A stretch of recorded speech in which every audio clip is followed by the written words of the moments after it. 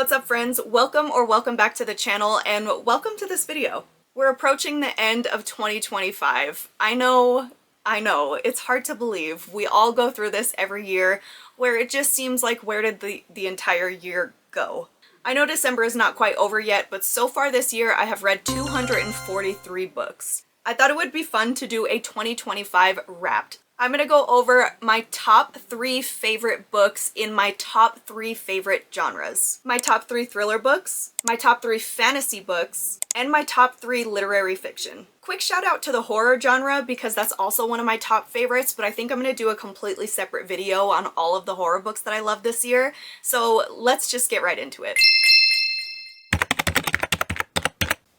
Starting off with my top 3 thriller reads of the year, and this was so incredibly difficult. I can't begin to tell you guys how hard this was for me to just choose 3. I have 3 that hands down each one of these deserves a spot on this list, but then I also am gonna have 2 honorable mentions. So let's just go. The very first one is You'll Never Know by Caleb Stevens. This book is the perfect description of everything that I personally want to see in a thriller. It starts off on an extremely high stakes note. Then not only does it have an unhinged main character, which I love, but these characters, all of them in this story, have depth, emotional depth. They have backstories, they have human emotion, they are raw, and they are fueled by those emotions. Number 3, it's an absolute page turner, and number 4, it has some incredible twists. All you need to know about this book is that it follows a man named Grant and his wife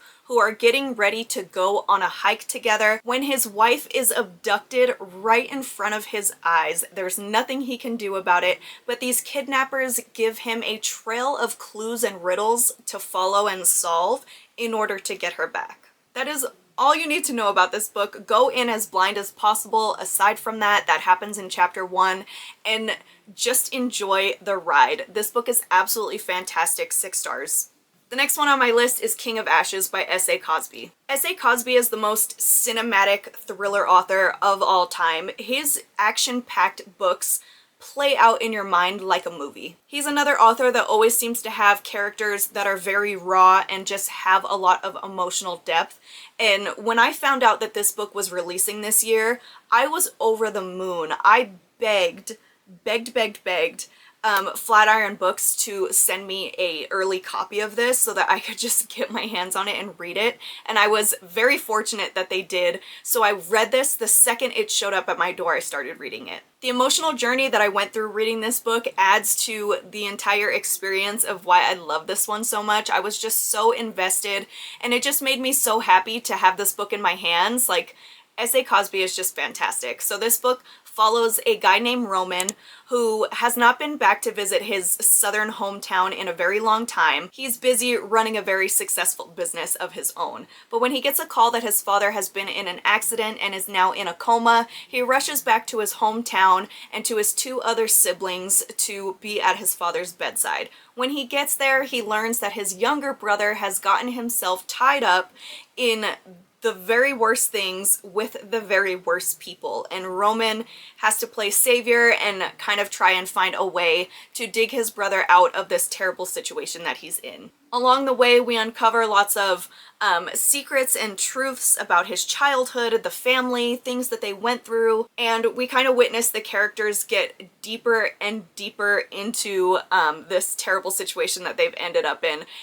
This book is just action-packed, it's jaw-dropping, it's very dark, it's unpredictable, and it has a little bit of a sinister touch on it. I just loved everything about this. This is so good. If you have not read an S.A. Cosby book before, it's an absolute must. Choose any one of them and put it to the top of the TBR, but for sure, add this one. This is a fantastic book. The last thriller that I chose for this is Best Offer Wins by Marissa Cashino. This is a newer release, and when I tell you I had so much fun reading this book, This just had me laughing. This had me rolling my eyes. This had me biting my nails, all the things. This was so good. And it's kind of the type of thriller book that you really just don't need to take serious. It's 100% not nearly as serious as either of these books' plots are, but this is my definition of a fun thriller book. It follows a married couple who want to buy a house. They're currently living in an extremely small apartment. They want to have a child, but they don't have the space, so they're struggling to buy a home, and we're in the middle of the height of the craziness of the housing market. So every time they put a bid on a house, they're outbid by several other offers that are just way higher than theirs. As you read about Margot, you see that it's very clear that the clock is ticking. She's getting desperate. She wants a house and a baby to start their family so badly. So when she catches wind that the most perfect house is about to go up on the market, she will do whatever it takes at this point to make sure that they get their hands on this house. This is the definition of an unhinged female main character, and I absolutely love to see it. It's just, like I said, it's one of those books that you just don't take serious. You read it for the ride, you go along with whatever the story gives you, and you just let it surprise you as you go. I loved this. I thought it was really great. This is such a fun time. I feel like I'm saying the same things over and over again, but I highly recommend this one. It still lives rent-free on my mind since the second I started it and the second I put it down. Honorable mentions for thriller books with no detail. We have The Devil and Mrs. Davenport. I just finished this one a few days ago. I absolutely loved this. If you have this on your TBR, make sure to bump it up. It's fantastic. I waited way too long to read this. And next, another new one that I recently discovered and just finished reading, To All Those I've Killed Before by J.L. Hyde. This is a fantastic book. It's so short, so really you don't have an excuse not to read it. It is so good. Highly recommend. Moving on to fantasy books. I read some of the most amazing fantasy books this year. I could probably make a full video on all the fantasy books I rated 5 stars because there were quite a bit of them. Hands down, my #1 fantasy book of the year is The Night and the Moth by Rachel Gillig. I fell in love with the atmosphere of this book. I fell in love with the writing style and the setting. I fell in love with the unique storyline. I fell in love with the characters.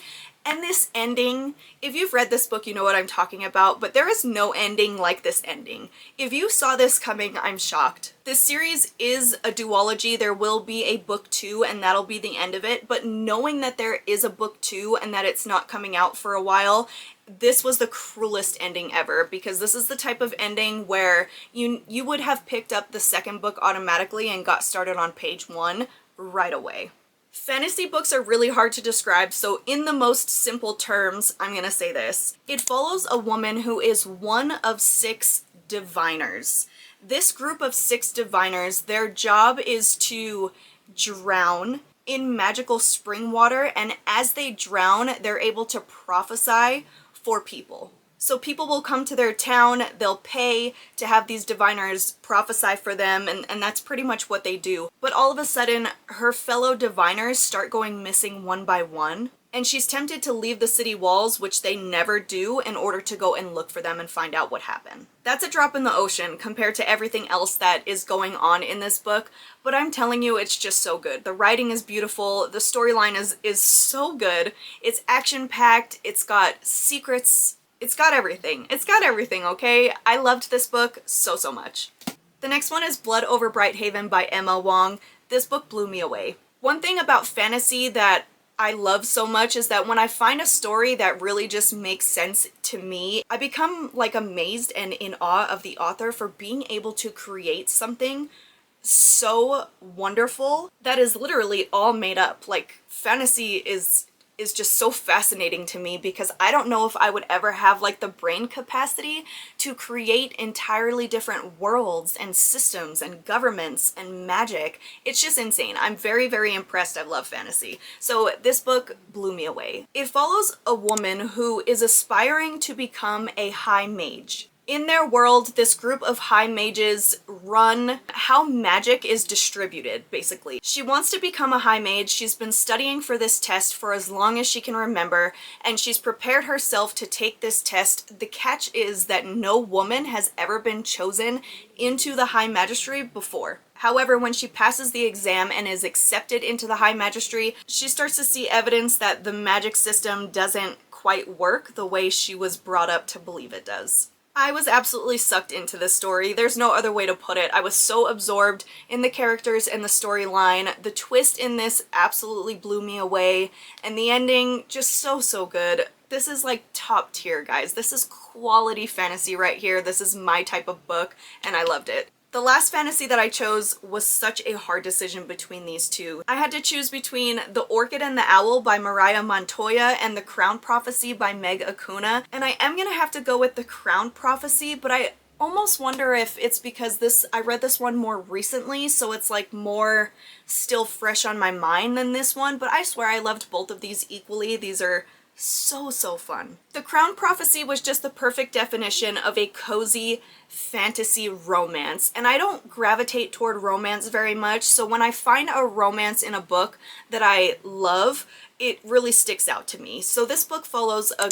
girl named Quinn. She's a baker down in the village, but she gets a job over in the prince's castle in the kitchens. Her only job inside of the castle is to bake the goods, cook the food, and mind her damn business. But Quinn is one of those characters who has a lot of personality. She has a sharp tongue that she can't seem to control, and so when she crosses paths with the crown prince, he takes a liking to her because she happens to be the only person who has ever had the courage to speak to him like a normal person and tell him like it is. What I loved about this book, though, was not just the relationship that was forming between the two of them, but the actual magic and storyline of this book was like an entirely separate second plot that held just as much value as the romance in the story did. This was done so well. It's very rare that a book has both the romance and the magic plot of the book like be equal in my eyes, and this just did that so good. I don't want to explain too much of the book and give away too much detail, but basically on the magic side of the book, it's the magical bond between the king and the queen that hold the wards of the city and protect them. That magical ward in this story is at stake, and they're on a time crunch to fix and protect that. This is another story that has a very painful wait for book 2 because of the way that it ended. I just can't wait to see like where the story continues to go, and I don't know how long I have to wait because I don't even think the second book has been announced for this one yet, but I absolutely loved this. Moving on to the last category, which is literary fiction, which is a category that I'm extremely passionate about. The books within the lit fic genre that I end up reading and falling in love with are almost always highly emotional, books that make me cry, books that really like take me out of my own life and put me into the shoes of someone else's. And it's books like this that make me fall in love with reading over and over again. A thriller book is always a good time. A fantasy book is always a good time. I love horror. I love expanding to different genres, but literary fiction, books that are emotional, books that are very real and raw and deal with real life experiences are next level. So the first one that I have in this genre describes everything that I just said in one book, and it's The River is Waiting by Wally Lamb. The emotion in this book is incredibly hard to describe. Dare I say, you just had to be there? Like, you have to read this for yourself in order to understand what it means to say that this book was absolutely incredible and equally devastating. In my opinion, this is another one that it's best to just go in as blind as possible. So for the sake of that, this book follows a father who's at a point in his life where he's struggling. He is struggling with depression and with addiction. He ends up being the cause of an extremely tragic event in his family that tears his entire family to pieces. And the whole story is basically him reaping the consequences of those actions. That's it. That's all I'm gonna say. I feel like really that's like the base of what you need to know. If you read the synopsis of this book, you will get more than that. But I will just say that I sobbed. I sobbed through the entire ending. I sobbed like a big baby. And as devastating as this story is, it is beautifully told. And man, it's just so good. That's it for this one. The next book that I have is one that I honestly feel like should be required reading. This is a book that you read once and it just sticks with you forever. and it's Take My Hand by Dolene Perkins Valdez. This book is actually based on and inspired by true events, which really is incredibly eye-opening. This is why I say that this should be like required reading, because before reading this book I had no idea that stuff like this like really went on. It's kind of naive of me, but it's one of the reasons why I just love books, because you really do learn. Even though this is considered fiction, this is not a nonfiction book. Like, every story has something to teach you, and I stand by that. The story follows Sybil, who is a nurse, and she's wanting to make a difference in this African-American community that she's working with. And among her first handful of patients are two young teenage girls.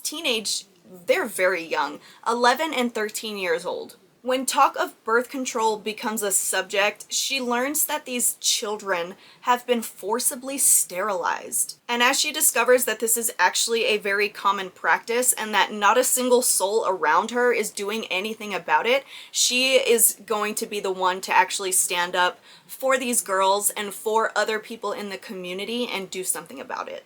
Based on true events. There's an endorsement on the top of the book that I really just think sums it up perfectly. It says, "This is deeply empathetic yet unflinching in its gaze, an unforgettable exploration of responsibility and redemption." And it's just so accurate. If you've read this book, I feel like you would understand how accurate of a description that is. The last one that I have is a more recent read of mine, and this book was just so well done for what it is. This was incredible, and I have to preface this by saying, get the audiobook for this. June in the Garden by Eleanor Wilde. This book follows June. She's 22 years old and described as neurodivergent. June is 22 years old and she absolutely thrives on her routines. Without her routines, things fall to pieces. She can't cope when something out of her normal routine goes astray. June's mother has been her caregiver all her life, but when her mother passes away, June is now on her own. And in this story, June decides that what she's gonna do is go set out to find her birth father. The only catch is that she's actually never met him before. The reason why I say that this book needs to be done on audio is because the narrator absolutely nailed it and deserves an award. She brought June to life, and the way you really get to live inside of June's perspective by listening to the audiobook. And this book was such a breath of fresh air in teaching me that we're so quick as humans to judge someone or assume things about someone when we realistically have absolutely no idea what life is like from their point of view. It's the saying of put yourself in someone else's shoes. Realistically, I don't think we ever really do that, or at least we don't do that nearly often enough. But there are so many people in the world that see things differently than we do, and I don't think that we take the time to consider that when dealing with strangers on our day-to-day. As you follow June, you see how like her interactions with other people who know nothing about her are just so unique and so different because she is so unique and so different. I'm telling you, this book was fantastic. This was an incredibly well done story, and if you're into stuff like this, I highly recommend it. Going along with the audiobook, because of the narration, there was not a single dull moment in this entire book. I was entertained from the very first page to the very last page, and there's just some really sweet, tender, heartwarming moments along the way. It's such a good one, guys. I loved this so much. And that's the end of another video, guys. This was really fun to make. These are some of my favorite reads, and going back and talking about some of the books that I loved, like, it really just makes me relive the experience that I had while reading these. And I don't know how many of you guys read in different genres kind of like this. Like, I would love to know if my thriller friends read lit fic, or if my fantasy friends read thriller books, or like, do you guys cross over genres like that? Because I swear one of the best things I ever did in my reading was branch out to different genres. I had no idea I would love lit fic as much as I do. And the same thing goes with a few other genres as well. Like, I never thought I would love horror books. I'm a scaredy cat, and I don't even watch like scary movie trailers because they freak me out, but I love a dark horror book. Anyway, stay tuned for more like end of the year wrap-up videos of some of the like amazing books that I read this year. I have a couple more video ideas in mind. However, if you've made it this far, thank you so much for watching. I'm so grateful for each and every one of you, and if you liked this video, please consider liking it and subscribing to the channel to see more future content from me, and I will see you guys in the next video.